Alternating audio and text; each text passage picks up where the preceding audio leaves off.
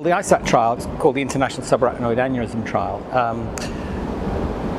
It started after we'd been using detachable platinum coils, GDC coils, for 2 or 3 years in the mid-1990s, because we realized that these coils had the potential to close up cerebral aneurysms, and we genuinely didn't know whether it was better to use the endovascular, the minimally invasive endovascular technique, or the technique of the craniotomy and clipping. And when you have that situation where you're not sure what is the best management for a patient with a ruptured aneurysm, and coiling is an option, then the best way forward is to conduct a randomized trial. So we started a randomized trial which compared clipping and coiling for patients who came in with a ruptured brain aneurysm.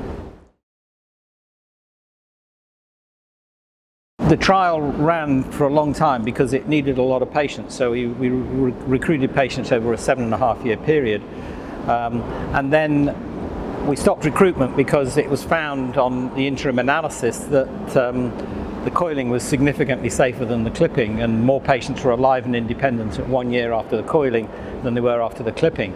So we stopped the trial then, stopped recruitment, and continued to follow up the patients long term. But what happened after we announced the results was that in the UK there was an immediate change in practice. So from maybe 25% or 50% of the patients being coiled at that time in the UK, it went to 75–80% straight away, and that's continued. So something like 90% of all the patients who come in with a ruptured aneurysm in the UK receive endovascular treatment when that's the feasible option.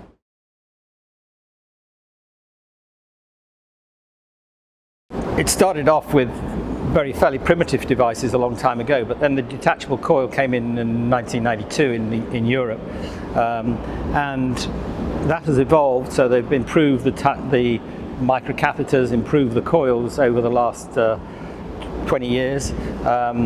Additional techniques using stents to hold the coils in place, small balloons to maintain the coils in the aneurysm when you're placing the coils.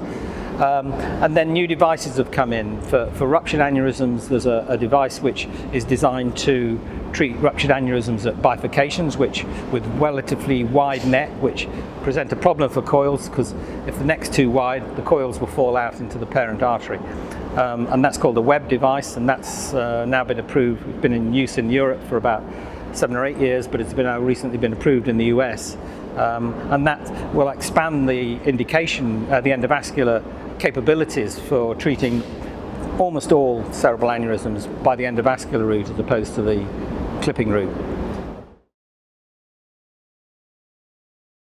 I think there's going to continue to be evolution in terms of the devices, probably small incremental steps, devices that make it possible to treat pretty much all cerebral aneurysms by the endovascular route.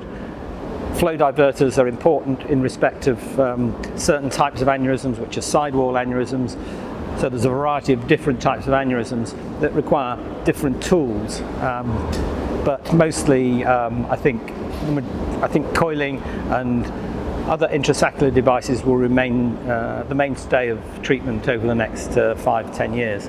The outcomes for patients have improved significantly. We're getting fewer patients who are being left disabled after subarachnoid hemorrhage and its treatment, and fewer patients are dying. And I think that's partly down to the introduction of the endovascular treatment on a wide scale for patients with brain hemorrhage from a ruptured aneurysm.